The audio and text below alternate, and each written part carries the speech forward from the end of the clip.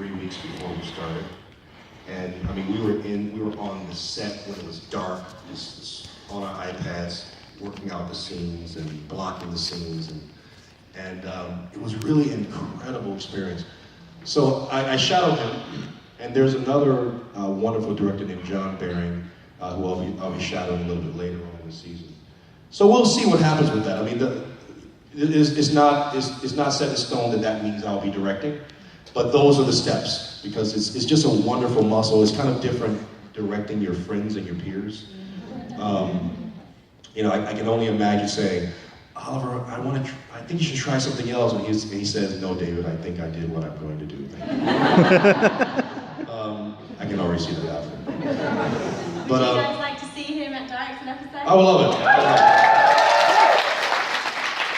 So we'll see, from your applause to God's ears. Right? So we'll see what happens. And we know obviously there are going to be lots of changes after what happens on the island that you can't talk about, but one of the sort of mainstays of the show is the relationship between Diggle and Oliver. We know there's going to be a lot of a role there. There is. Diggle, you know, I've said this already in San Diego at the Comic-Con. So Diggle comes out of it. He survives us. And I've said it already publicly, so I'm saying it again. And, but there's some things there's a price to pay for that. And what he has to experience affects the whole team, his family, his relationship with Lila. So this is, it's long-reaching. And there's a bit of a role reversal. And we saw some of that last season, or season before last, when he was dealing with his brother. You saw kind of Oliver kind of step into the role of mentor a bit. As these issues get very cloudy on Arrow, right, when family gets involved. Right. So, but now Diggle's he's going to make some choices that we've really never seen him make.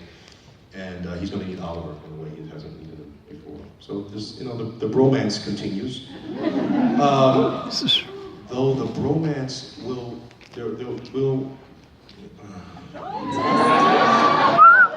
it'll be tested. Yeah, it'll be tested. And it should be, because brothers, that's what happens to brothers, right? They fight and they love each other, and fight and love each other. So, and it makes good drama. This is a 23 episode show, right? It's a long season. So there's a lot of story. And how about Diggle and Lila? Do you guys like them? Yeah. I'll tell you something. I love my little boy JJ, but I really miss baby Sarah.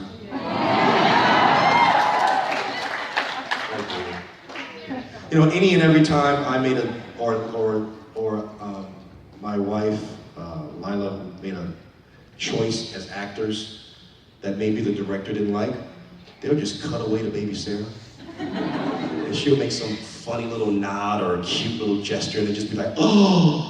She was awesome. She was brilliant. She was so cool. She was. She was riding the motorbike. I know. She was just like, whatever. People were shooting, whatever.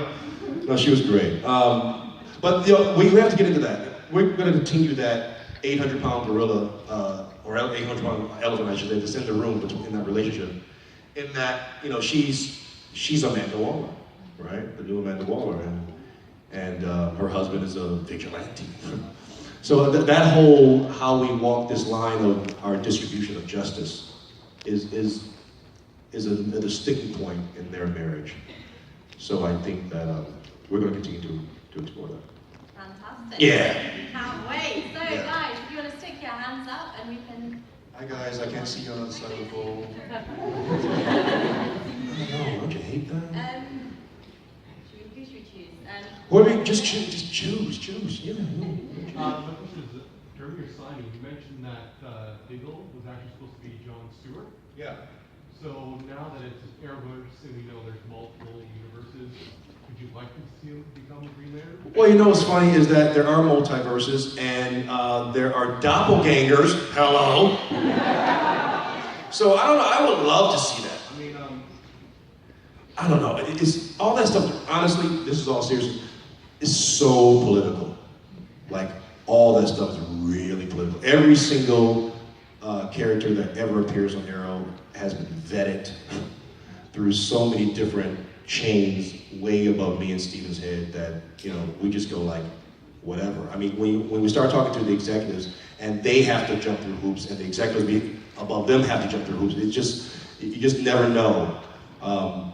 So yeah, I would love to put on a power ring. Are you kidding me? For sure. But it will be in another universe if it ever happened. Yeah, we still haven't seen Earth 2 Diggle as well. We haven't seen his doppelganger, and you know, they've talked about Diggle's parents this season, and there's been talk, I don't know if it's going to happen, of Carl Weathers. Oh. I don't know if that ever happened. I have no idea, but there's just been talk of that. It may or may not happen. But Carl Weathers, if you're listening. Okay, Yeah. next question. Over here? Just on the right. Do you have a wish list of villains and heroes that you never quite what you want? Bruce Wayne. Best answer ever. Not Batman. Just Bruce Wayne. I mean, I want to see these two, well, one billionaire, one used to be billionaire, just sit across the table from each other. And where the heck is Bruce Wayne? You know, like, is he part of the league? Did he just leave the league? Is he a child who just lost his parents? Where is he? And I know in canon, like, the Arrow is kind of the older stalwart, right? He's the older guy that's kind of shepherding Bruce Wayne.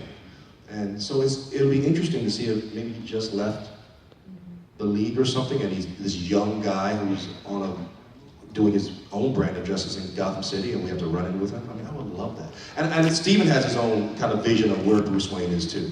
Oh, yeah. He may not have publicly said that, but has he? I think the only thing he said is that he would like to sort of pass Bruce Wayne, like, instead of entering the building and coming out. Is that right? You guys have to? No, there's something very specific he wants to do with Bruce Wayne. Yes. I can't, because that's his, I can't tell his secret, but it's a great idea that he has for Bruce. I thought he publicly said it, so I'm glad you guys told me. You guys are really honest. Because if I were you, I would have said, oh yeah, he told us. Like, oh yeah, good, this is what he said. So it's a really great idea though. And teaching them to be devious. Yeah. All right, next question. Green arrow over here. Okay, guys, can you hear us in the back, or do you need me to repeat the question? We're good. You're good? Okay, fantastic. All right. Steven has done the Sand Ladder many times. Yeah. Have you actually tried it? Yeah, I posted it. Steven challenged me about 2 years ago publicly to do the salmon ladder. So I did it and I posted it, and I said something like, I looked at the camera and posted a little caption that said, so now what, Cap, or something like that. And it's floating around there. But yeah, I did it. I want to see Slade do it. I want to see Manu Bennett do that. Do you guys want to see that? I don't want to see that. I don't know. I would like to see Manu do it in the costume but without the helmet. Yeah. To watch Deathstroke do it. Yeah, with the helmet. All the way in the back. You waving your hands kind of like that. Yeah. Any hints on who Vigilante is? Yes. I know exactly who he is. But any hints? Here's a hint. We have a cauldron of almost like a Legion of Doom this year in terms of baddies. And as you begin to look at the baddies that develop this season, understand this. Each character has one.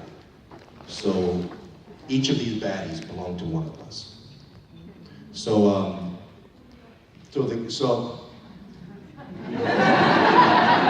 See, you wanted to be devious. I know. She's like, who's yours? I know. And she gave like this total sly look when she said it. Like, so all these baddies, we get one. And Steven's interesting or Oliver's interesting because he probably is going to have one for Oliver and one for Aaron. Which would be interesting. I think he said that too. He did. She did. Yeah, that's a big one. Yeah. Yep. So, there's so much, magic going on there. It's not totally outside the realm of body swap episode of Arrow. So, who would you have the most fun to say? And who do you think Steve would have the most fun kind of like pretending to be? let's see. I would like, within the Arrowverse, who would I like to play? Or just period? You can pick anything. Anything? You can pick the Arrowverse. Well, my favorite character, David's favorite character, I'm Moon Knight. I love Moon Knight. Yeah. Dang. If you don't know who he is, you should know who he is. And Diggle would probably be Arrow. Yeah. Which, by the way, is going to be very interesting come the first few episodes of this season. There's another big nugget. I'll give him away, man. I get called like, David, shut up. Like I can't help it, they're so cute.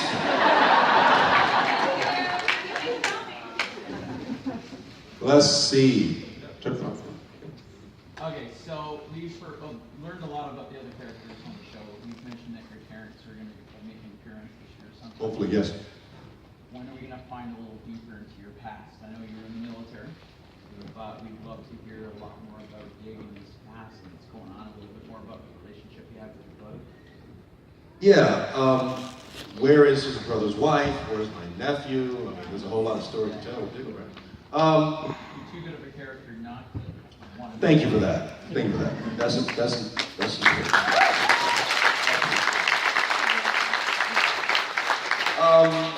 You know,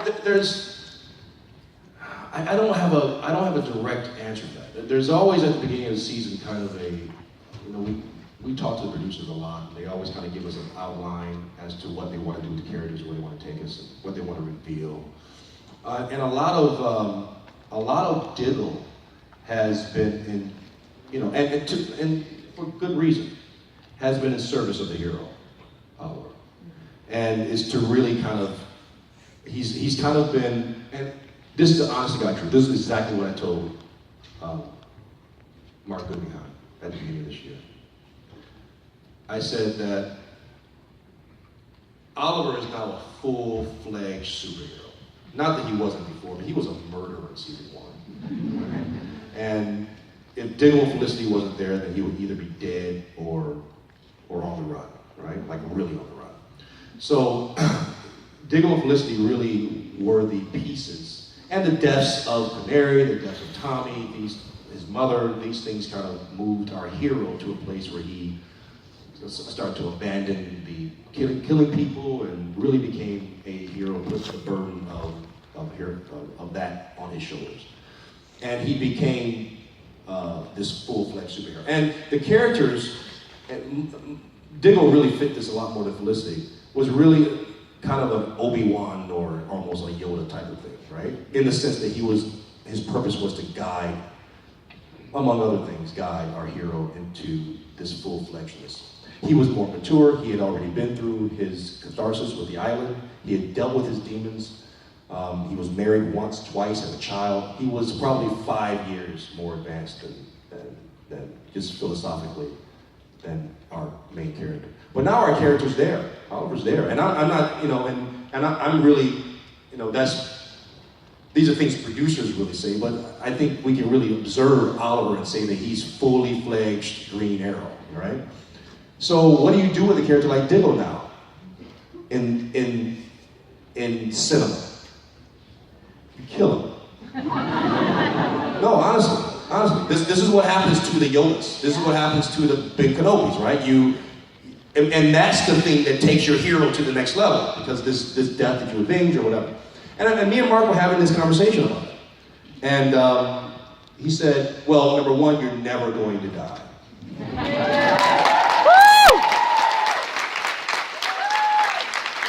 He said, but I totally understand what you're saying. Either you do something with that character or you change him by making something happen to him, right? Dramatically. And this is really going into just storytelling and it's long and drawn out, kind of arduous the way this process is done. But as they begin to outline where this character goes, it's either you do that with a character like Diggle, or you change that character, right? You make something happen to that character that you go like, wow, he's never experienced that before, what's happening to him? So you're gonna see, and I said this at Comic-Con in San Diego, something's going to happen to Diggle this year, this season, And it's not just some things. Some things are going to occur in Diggle that's never happened before. And Diggle's going to change. And that's going to affect the relationship with his wife, with his family, with his friends. And he's still him at the core, and will, you know, and that makes a great arc for us to get back to. But they're going to see some real changes that he has to experience, going beyond Canary's death, beyond killing his brother, beyond Oliver kidnapping his wife. All those things are going to probably pale in comparison to the things that Diggle experiences this season. So, answering to your question, some of this stuff will connect us to his past. But most of it is about what's happening to Diggle presently and in the future. So this is going to be a big season for Diggle. That was a long-winded answer, but it was a good question. Yeah. Flash. Been your favorite Diggle line, one-liner? Oliver Dome.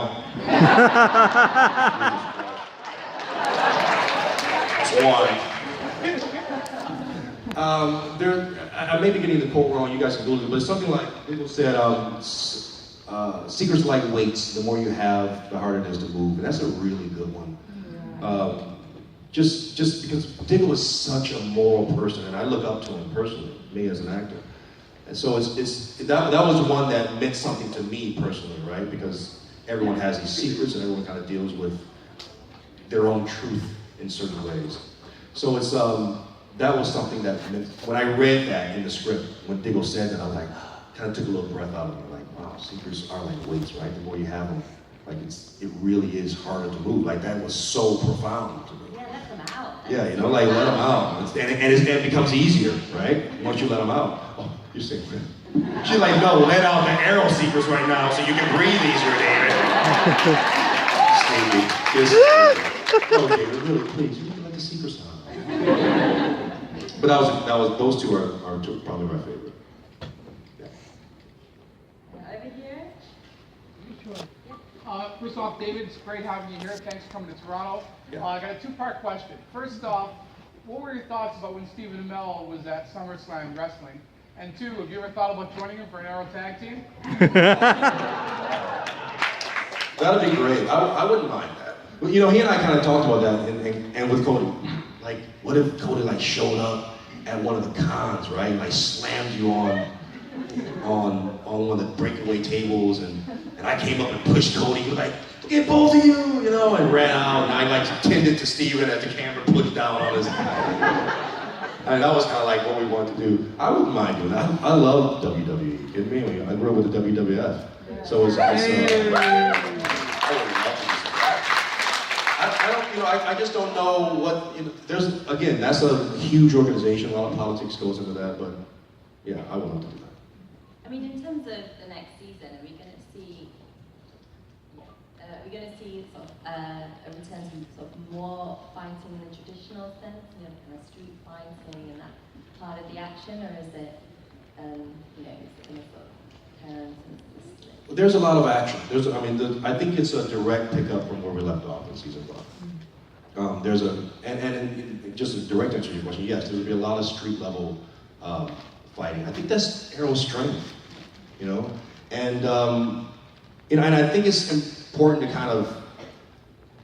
What I'm glad they've done is until we get into the crossovers, we kind of kept ourselves away from what's happening over there in Central City, because having a friend like Barry, you know, I mean, it's like, oh, Barry, like, I need you to save all my friends on the island right now. It's like, and he doesn't, you know what I mean? He just doesn't. So I think it's smart that they kind of distance themselves a bit in the writing from that. But yeah, there'll be a lot of street level fighting, for sure. I think we're there. So this Yeah. side. Where am I? Purple top. Yeah. Hey. Oh yeah, right.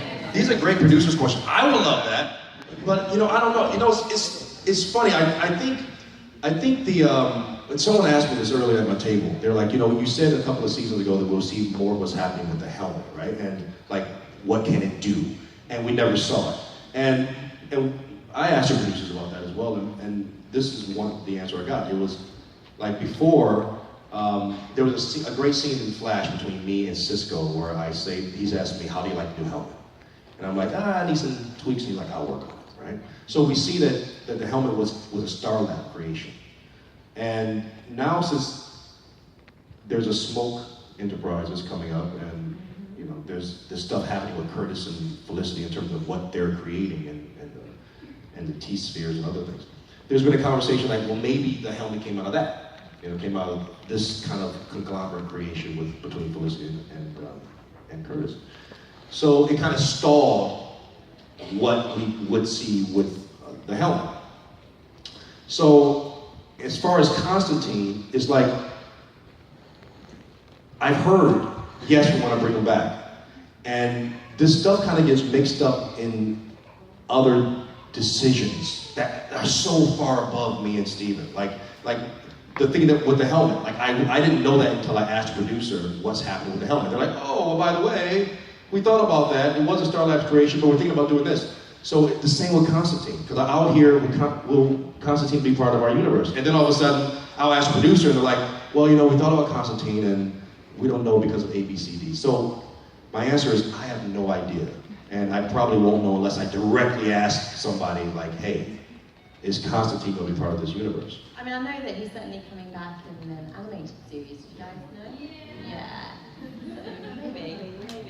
Yeah. I mean, in terms of returning characters, though, I'm wondering if you can tell us anything about Ragman. I would love to see Ragman back. And Ragman, I don't, you know, you just never know what happens with these characters. I remember at the beginning of the season when everyone kind of came in, and I was talking to the producer at the beginning of the season, last season, I was like, you know, we're getting a whole lot of new characters, and what's happening with, you know, Felicity, Diggle, and Oliver. I mean, that's kind of like the core, right? And we're like, yeah, that's always going to be our core, but we kind of want to see what fits at the end because everyone's not going to stay. And Ragman was one of those ones that didn't stay. I never know what goes into those decisions. You guys have something to do with that. I know that. But you just never know. So I would love to see Ragman too. Do you guys want to see Ragman back? Yeah. Okay, let's see. In the red?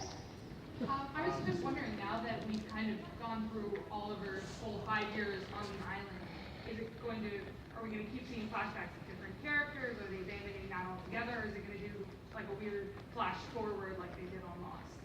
I know, right? It was all a dream. Was it? Yeah. Well, there's 8 more minutes of storytelling, right? Because you have those flashbacks gone. There still will be flashbacks, from my understanding. This is per the producers. There still will be some flashbacks, but it obviously won't be on the island. And it won't be as on the nose, right? Because the A story was whatever it was about, like some Oliver falling in love with whoever. And then it'll be like flashback to 5 years ago, Oliver falling in love with her. And it was just like a direct match, right? So I don't think it's going to be quite as on the nose as it will be. And they have the opportunity now to get into what the other question was, get into maybe Diggle's flashback or Renee's flashback or Curtis's flashback. But I don't even know if all of it will be flashbacks. It may be, like you said, flash forward. But there's a lot more story they can get into. And every week won't be a flashback, right? It won't be about flashbacks. It'll be just about telling more of the present day story. Is there something that you want to see in the flashbacks? You know, not so much. I don't miss the flashback. What I really like about the show, I've said this a million times. What I like is Felicity at the helm, right? At the computers, and she could be there with Curtis now, whatever. And the team out doing the thing, they meet a big brick wall. Felicity, we need you to move it. She hits the freaking button, go move brick wall, it moves. We go in there, we do our Mission Impossible thing, and that's the fun of the show, I think. You know, I like just this street level brainiac over here sitting on her remote control thing, and we go out and we kick butt, you know, and that's That to me is Arrow. And it gets into the other drama. I mean, you have to have the relationships and all that stuff, but this is an action show. You know, I like the action. We do. Yeah. We like the action too. All right, I'll help you. You're right there. Yep. So in the beginning of Arrow, when Felicity was first brought on, she initially only had interactions with Oliver, and I know a part of that was when she was brought on that it was because of their sparks between each other. So when you finally got to work together, was it hard to like find the click as a group, or how long did that take? You know, the writers, and I was told this by Greg Berlanti to my face, that what works is what they write to, right? Which is smart, because you never know what works. So, and things are so fragile in terms of trying to put things together and make it organic. Like, you just never know what's organic as a director or writer. Two actors get together and all of a sudden it clicks. Felicity, Oliver, and Diggle just clicked. It just clicked. There was nothing pretentious about it. It just happened, you know. And they wrote to it, and the more they wrote to it, the more people liked it, and that was it. I mean, it was that simple. As you know, Emily was supposed to be 2 episodes or whatever, and there was something about that chemistry between she and Steven. They wrote to it, and you guys liked it, and it just happened more and more and more. So it's they'll write to whatever works. And in terms of me, Oliver, and Felicity, it just clicked. Yeah. There's a hand right there. Yeah. Steven and Emily both did a represent campaign, so I'm just wondering what charities do you want to represent, or do you want to represent or campaign or? Without getting too much into that, there's some things that have occurred to me personally. You guys are gonna have to. I don't want to get too much into it. It's like a big cliffhanger. But yes, there will be a represent campaign. There will be, and it's something that's very close to me. It means a lot to me personally, because there's some things that I experienced personally in my health that I haven't shared yet. But I'm going to. And Steve has been a big part of that. He's been very helpful in his endeavors with me in terms of how I want to express this. So there will be, but it will be something that's very, very dear to me, very close to me personally. Yeah. I'm sorry? Yes. Well, you know something. It's gonna. It will be definitely next year. If it happens this year, it'll be great. But this year's almost over, so it may not be by the end of this year. But it's a good question, though, and there will be something happening. Great question. And in terms of that, having a voice that can obviously impact people and being a role model, do you feel that pressure or something? Or is it something that you... Not pressure. I think I heard Stephen earlier say that, you know, it's about things that mean something to you, because you want it to be authentic, right? You don't want to be a fraud. People see through it, and people know when you're genuine. At least I think I know when people are genuine. You never know what people are really going through. But I think when you reveal yourself, people have a tendency of saying, okay, I can reveal myself, you know. And I think that's the position that this has afforded me. It's afforded me the ability to allow other people to have a voice that they otherwise wouldn't have. And that, I think that's a great privilege. Yeah.